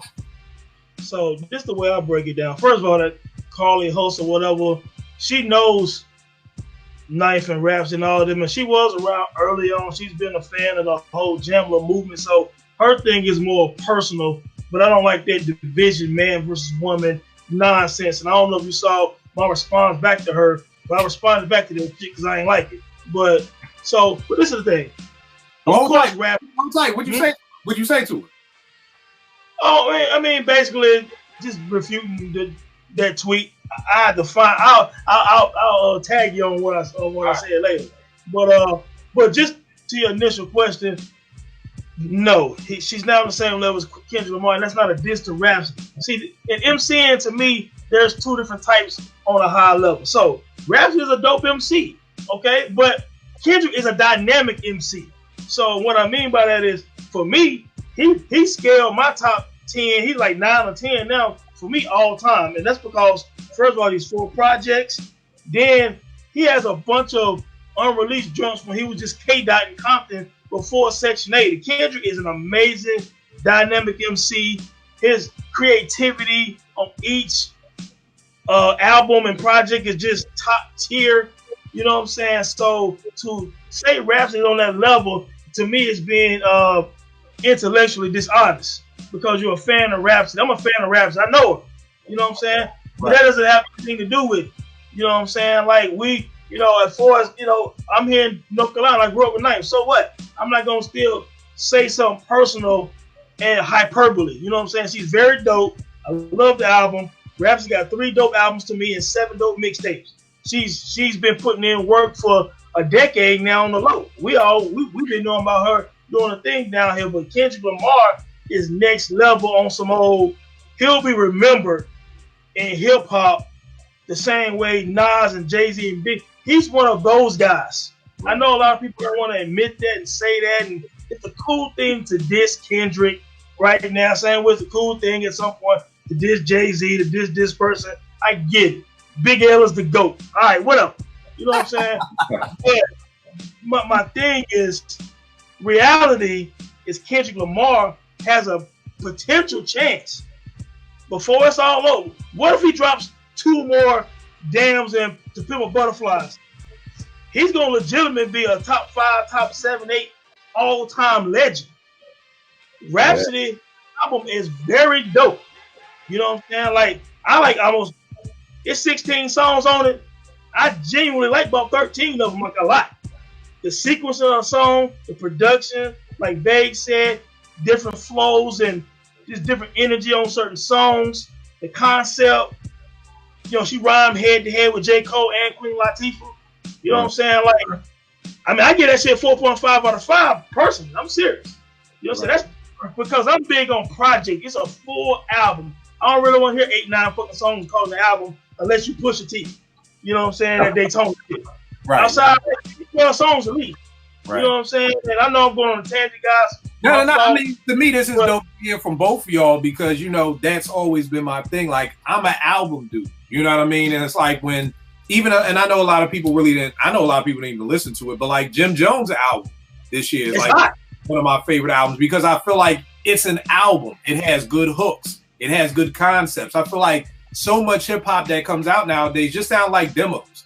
They just sound like, we went to the studio, we recorded 10 songs, there's your 10 songs. You know what I mean? So it's exciting for me to hear y'all talk about this Rhapsody in this way because that's what I want from hip hop. And I think that's really what's been missing, is that, cats just go in the studio and just rhyme and then they're like, oh, here go my songs. And I'm like, my nigga, that's not how you make great songs. That's not how you make timeless music, just spitting whatever comes to thought right now, and unless you just have that je ne sais quoi. Like, to me, Benny has that. Like, Benny's so embedded in me. Like, Nate said something to me the other day. I was like, let's go. Like, that Benny's catchphrase of let's go is like, I use that shit in like everyday life. Like, let's go. Like, and he just has it.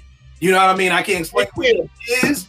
He just has it. The same way I could watch ball at Rucker Park back in the day and be like, God damn, that nigga Alamo has it. Like, I don't know what it is, but everybody got a handle. But there's something about, I'll be like, out of all them N1 dudes, I think AO from Philly and Alamo are the 2 ones who maybe could make it in the league. Bone Crusher and Ankle Break, whatever the fuck the nigga's name was. The Professor, all them other dudes, I'm like, whatever. Y'all good for the halftime show, but AO and Alamo is something about them too. They just have it that I think that they could make it in the league. And that's why I call a lot of these rappers now. I call them N1 rappers. Like, y'all niggas are great on the part. Y'all great, on a freestyle, but can you make a good song? And to me, that's the equivalent of getting to the league.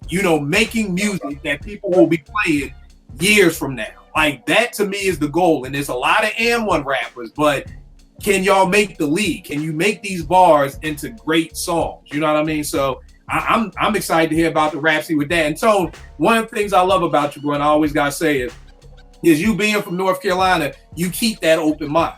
You know what I mean? Because somebody said to me, I went to see Boys II Men last week, and I was like, oh my God, I had this epiphany. Boyz II Men is the better group, but I like Jodeci better. And niggas was like, yo, but so for years I used to diss Boyz II Men. I'm like, them niggas is the type of nigga to walk a girl home walk a girl to a fucking man's house. You know what I mean? Just I'm gonna make sure you get to your man's house okay, you know, and make sure nobody bothers you. You know, I love you, but you know, but it for years the niggas would be like, yo, but they from Philly. And I'm like, that don't mean nothing. Just because somebody's from Philly doesn't mean I have to ride for them like that. You know what I mean? Where nowadays it's like Ebro, another Hot 97 nigga, had put, you know, the year North Carolina having is nobody's touching it. And I fucked up because he said a state. Buffalo's not a state. But I was just like, yo, I think Griselda's run is better than what North Carolina has done right now. And like all these North Carolina niggas like, nah, you're crazy. And I'm like, yo, again, that's no diss to North Carolina. I'm just saying that I don't think this Dreamville compilation and this Little Brother album is fucking with, it ain't better than the plugs I met, in my opinion. And it's not, Kill. That's like me saying, okay, dog, I grew up with Knife Wonder, so Knife better than fucking Dilla and Pete Rock and Primo. He's not. You know what I'm saying? He's very dope. You know what I'm saying? But just because he's somebody I grew up with, I'm not going to say he's better than them because he's not. And that's okay. And he'll tell you he's not better. So you can be a fan. It's hard to be a fan nowadays, man, because it's either something you got to love something. If you don't love it, then they say you hate it. You know what I'm saying? And it's unfortunate. And that, you know what? That also sounds like they're prisoners of the moment, because they're also looking at the fact that, you know, the baby is hot. You know, Rhapsody dropped a hot album. Little Brother reunited. They're looking at all these releases and saying it can't be touched. But again, we know Ebro ain't rotating those albums like that. You know what I'm saying? Like stop it, dog. Like, people are picking and choosing what they like. Okay, I was so on Little Brother, but I'm definitely playing Rhapsody heavy. You know what I'm saying? I listened to the baby for a minute because I like this stuff. But I feel like, look, I had to see the headline to know that was a thing. Like, oh, yeah, right. They are all from there. He from the baby from down here, yeah.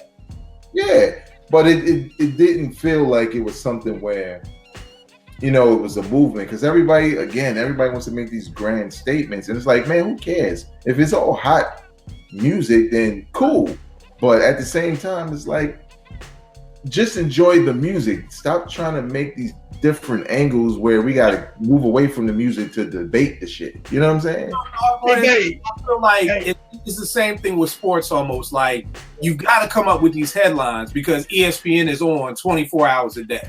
You know what I mean? So if you don't come up with the who's better, LeBron or Kobe, every so often, like, we're gonna run out of shit to talk about. We need Stephen A, Max, and Molly to talk about some shit every day, 5 days a week. So, you know, same thing with Ebro and them. It's, you know, y'all got to show y'all have to come up with new content every day. So it's like, you got to make up something controversial to this day. Like, I said it about that when the guy did the top 50 list and had Joe Budden in the top 3.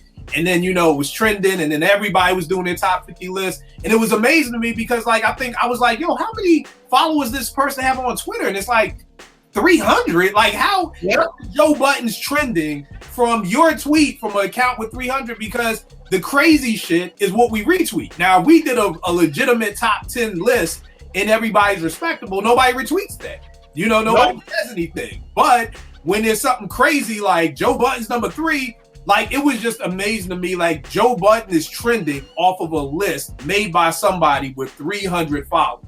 Like, and it just showed me, as always, we retweet the dumb shit. You know, we retweet, you know, and I'm guilty of it. Like, I have to stop it. Like, it was the whole 3 movies, no explanations. And I did that shit. And I tagged 5 people. And it was, like, everywhere. And my timeline is like muddled by this. And I'm like, where are these retweets when I talk about Me and Vegas' new album?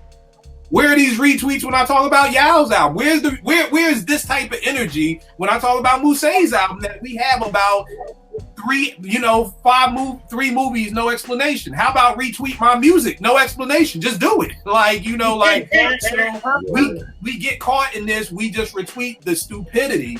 You know what I mean? And from this person with 300 followers, you've got Ebro, Rosenberg, everybody coming out with their top 50 lists to a point. Like I told niggas, don't ask me for a list for at least a month. Nobody bothers me about a list about nothing because y'all have burnt lists to the ground all off of this Joe Budden's being number 3 in it, you know. So man, controversy and bullshit always do it. Same way with all 3 of us respected writers. If we wrote bullshit, we would have like 20,000 people following our shit. We might have 3 or 4 or 5,000 people that like our stuff because we writing from the heart, pure shit. You know what I'm saying? We're not writing for like shock value. You know, just like with my website on the Dome, I'm not gonna write no shock value shit. It's gonna be pure authentic. Yeah. But I'm not gonna do it.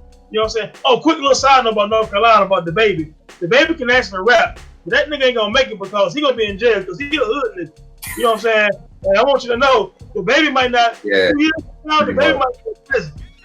You know what I'm saying? Because if you step to him for real, he'll fight your ass off, like straight up. You know what I'm saying? Like no bodyguard, no nothing. Like he's one of those guys. What he rapping about for real? Step to the baby somewhere in the mall somewhere. He'll swing off on it. Yeah. So he might not make it, but he got some talent though. It's crazy you say that, Tone, because I used to write for this website, Black Married with Kids, and I would be writing these in-depth, thoughtful pieces on how to, say you're sorry to your spouse or how to forgive, and these 3 paragraphs in that, and they used to give out like bonuses to writers, whoever got like the type headlines, and when the bonuses would come, it would always be like the top 5 ways to save your marriage. Like it was always bullet points. It was almost, and it showed me nobody wants to read the in-depth thinking of a 3 paragraph. They just want to see bullets. Like top 5 ways to get more sex from your wife. Top 5 ways to get, and it would just literally be bullet points. And it showed me that people don't want that thought-provoking stuff anymore. No. They just want a headline. They just want to be able to go see, okay, I need to buy roses, concert, give me the top 5 secrets, and that's what I want to do. So I totally agree on that. Well, Kill, one thing, I do it occasionally with my podcast, and I'm going to do it recently. And I mean, this is a secret, but y'all so dumb, y'all gonna listen anyway. But not y'all, but I know what you say. You know what I'm saying? But I would do that. I would come up with a topic that I'm like, okay, I want to talk about this in depth. But who's going to misinterpret what I'm saying, and what are they going to say? So I'll use that as basically the headline or the catchphrase or the tag of that podcast. And like, for example, one of them was, is Lauryn Hill a one-hit wonder? Like as a soloist. Right. Of course, you know me, I'm going to break it down from A to Z. I'm going to say we're not counting the group, the Fugees. We're counting Lauryn Hill. And when you add up the solo albums of Lauryn Hill, who we talk about, is she a one-hit wonder in the same vein that we would consider someone else who had one dope album and then they were trash? Right. And, I got a good response on it. But I saw that what you said, Kill, that a lot of people just respond to shit like that. So I'm just going to say with the preview of what I'm going to do, because I'm going to do it this Friday. Boom bap is dead. That's the line, right? Now, I know there's a lot of niggas like, how could it be dead because blah, blah, blah, blah. But there's a science to it. Because of the simple fact that we grew up in an era where boom bap was that everything was boom bap. Right. You know what I'm saying? But I'm willing to put my house on the fact that as much as I love Benny, it don't matter if he with M, which he's not, he's with Griselda, or if Jay-Z's manager, it don't matter. He will never be that big. He just won't, because that music is not what that other hip hop audience wants to hear. They do not like boom bap. Rhapsody will never be as big as Cardi B. She just won't. Because that other audience, they do not want to hear traditional hip hop, and they have the power now to basically say how big Rhapsody is going to be. They may be like, "Oh yeah, she's cute, she like it, whatever," but they ain't rocking to her the way they rocking to Cardi B, and it's sad.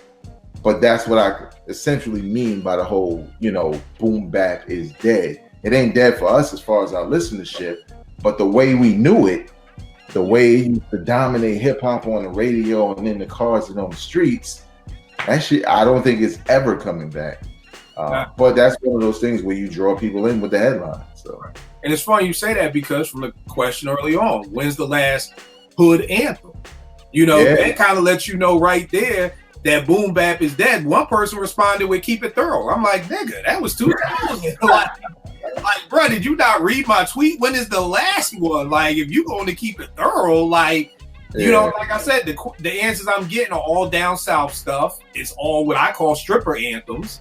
You know what I mean? So the fact that we can't find, because, and like I think we talked about earlier, the reason this came was because from that North Carolina Buffalo conversation, somebody was saying, as dope as Griselda is, they don't have an Annie Up. They don't have a song that they can do that just make the whole crowd lose their mind. They don't have a Shook Ones too. Just anybody right now though. Right, but I think that's the point, and it goes perfectly into what Vegas is saying is that hip hop is kind of dead because somebody was like, well, I expected headliners to be that, like Primo meeting with Griselda, and that would be their Annie Up. And then I kind of was thinking, I was like, nah, Primo kind of old to me. I said, I'm actually shocked Alchemist hasn't given them that. So at this point, I don't even know. And then somebody said, well, Derringer will give it to him. And somebody was like, Derringer would have given it to him already. So I think it just comes back to what, and I think it comes back to what you said, Big. To some point, boom bap is there. Like, how are we going almost 20 years with no anthem? If we go back to Annie Up and Keep It Thorough, how the hood don't have an anthem for 20 years? Did T.I. have one? 24s or Rubber Band Man. I mean, some of these guys down south, they would consider these, you know, hood anthem, dope boy anthems down here. You know what I'm saying? So, that's a great point.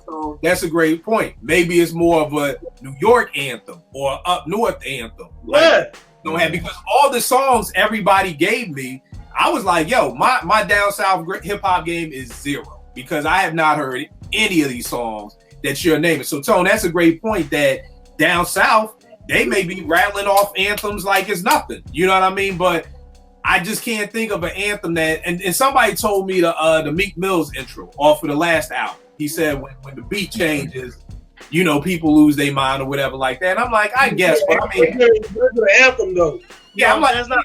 Annie Up was to me, Annie Up was like Magic, Jordan, and Bird. And what I mean by that is you don't have to be an NBA fan to know who LeBron James is. You don't have to ever watch the game to know that's LeBron, that's Magic, that's Bird, that's Shaq. You know what I mean? Like, everybody knew Annie Up. You know what I mean? Even if your wife don't like hip hop, your wife heard Annie Up. You know what I mean? Yep. Your wife heard quiet. Like, and I think that's the problem that, you know, you're right. If you're not a Griselda fan, hell, I'm still putting people on the Griselda. You know what I mean? Who are hip hop heads who know about it. So when somebody chimed in and they was like, well, you know, Kill, when you look at it like this, I do think North Carolina had a more successful, broader year than Buffalo because everybody knows J. Cole. Everybody, and on that note, I agree with you. I agree with that because you're right. I'm still putting on niggas. I was with my man the other day, putting him on the Benny. He's like, yo, how have I not heard this shit? Like, so, like you said, Vegas, Benny isn't gonna be but so big.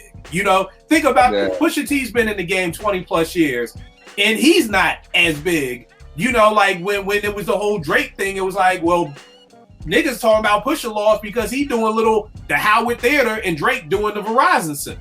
You know what I mean? So even though Pusha's been in the game for 20 plus years, he's still doing SOBs. You know what I mean? But like Drake is a big star. Yeah, but I mean, but just the point of the whole, you know, like I get you right. I get that you would think somebody who's been in the game 20 years and possibly just put out their best album last year. Like usually, if you've been in the game for 20 years, your best album was 20 years ago. Like I've been in the game 20 years and just put out my most successful project last year, but I'm still doing SOBs. Like SOBs is like the intro. Like, you know what I mean? Like you're supposed to start at SOBs and then eventually get to the, you know, Madison Square Garden. You know this. There's no grinding on this. Dope rhymes, etc., etc. But I mean, again, at the end of the day, it's not a commercial album. I mean, and to really be large. It goes back to the hood anthem. You just said there's no grinding, which was a hood anthem. You know? Yeah. So, like, look, when you say anthem, I don't think regional anthems count, because anthems to me are anthems wherever. You know what I'm saying? No matter if the MC comes from VA, like with grinding, or comes from New York, or comes from, you know, down south or whatever. I think if universally hip hop fans, regardless of where they are on the map, feel the same way about a record, and it's true to the boom bap and the essence of hip hop, and being something hardcore and like not really radio friendly, then to me that's an anthem. But I don't think you'll ever get a Annie Up now, because the radio is just totally different. Those shits ain't getting in. Like, you know what I'm saying? Like, and here's the wild part about have to make it like. Right, the wild part about me for Annie Up, because it taught me in Vague from being at 88.9. It kind of taught me just make dope music. You know what I mean? And again, this is 90s. But what I meant by that was like, when you try to make the radio song, it doesn't pop. Like I remember 5 Alarm, 4 Alarm, whatever Blaze it was with MOP and Jay-Z. That was supposed to be their hit. Yeah, like it was like, we got Jigga, we got the Rocky sample. This is it. Like, and it didn't work. Or when Smooth the Hustler had Hustling with the Curtis Mayfield sample, it's like, this is our A side. This is gonna work. But then what got Smooth on the radio, and what still do people bang to this day? But Broken Language, the B side. You know what I mean? And Annie Up wasn't supposed to be on the radio. Like, that's the whole point of it. Like, it was almost like it was so dope. Flex had to play it, and they've said that before. Like, yo, Flex wasn't fucking with MOP. You know, but this song was just so crazy. We had to make it. So half of these Grinding wasn't made for the radio. Like, it literally was just like you said, the anthem is so dope that you can't deny it. Even the radio can't deny it. The gatekeepers can't deny it, because it's just so crazy. And that's what kind of taught me back then. Like, just make dope music. Don't try to follow the recipe. Don't try to get a Rick Ross feature and think that that's going to be the thing that. Just make incredibly dope music, and then that'll be the music. Because I still love Broken Language to this day. Like, it just came out. It still gets me hyped when you first hear that dun dun. Like, I'm already gone, you know. And I don't even remember what Hustling sounds like. I don't even know my grandma before Long Blade. I know what the anthem is. I know what the most recent anthem is. Big Rich Town. Do not change that shit. You saw what happened. That was universal. Everybody was like, nobody called each other. Everybody watched Power like, yo, what the fuck is this? Like, this is 50 bars and shit. Like, nah, get this shit out of here. That's the anthem. Because when you think about it, like, look what of course Joe's on it, whatever, but look what 50 rapping about. You know what I'm saying? Like, that's kind of like, that wouldn't be a big hit, but people were, you know, fed up when they changed it. So that's the anthem. So people all stay mind like it was a Popeye's chicken sandwich when that came on, and it wasn't Joe. Like, it was like, yo, this stop. Like, nah, like, yeah. So nah, I agree with you on that. Yo, all right, man, give them everything. Let them know about this time in hip hop, everything you're doing, where they can check you out, everything. All right, well, you can follow me on Instagram and Twitter at Vegas World INC, and check out my podcast, Hip Hop Now Podcast. I also have a podcast with Tone that we do called That Time in Hip Hop right here on YouTube. So you can go check that out. It's all about nostalgia and history and hip hop and preserving the culture like we doing now in this discussion. But also go to VegasWorldINC.bandcamp.com and check out the new EP I got with Kill. Got a number of artists on there, you know what I'm saying, who came through, spit, got the fellas, got the ladies, young, old, we just rapping. That's all we doing. Right. And again, I like to tell people this, keep calm, we brought friends. That's the concept of the album. We wanted to bring all the MCs that we mess with into it, because somebody was like, oh, Kill, you always talking about a third verse, your man got 100 guests. And I'm like, that's the concept of the album. Is Keep Calm was our third album. So and look, we brought friends. And Kill, rock with people. Anybody want to say that I got 3 verses for you personally? Here you go.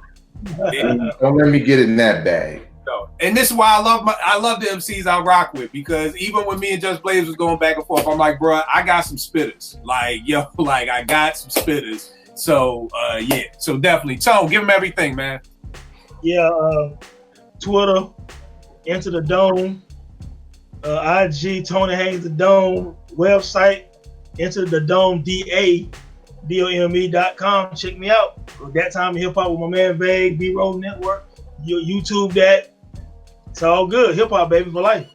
All right, no doubt. You already know this with me, Kill 889, Twitter, IG.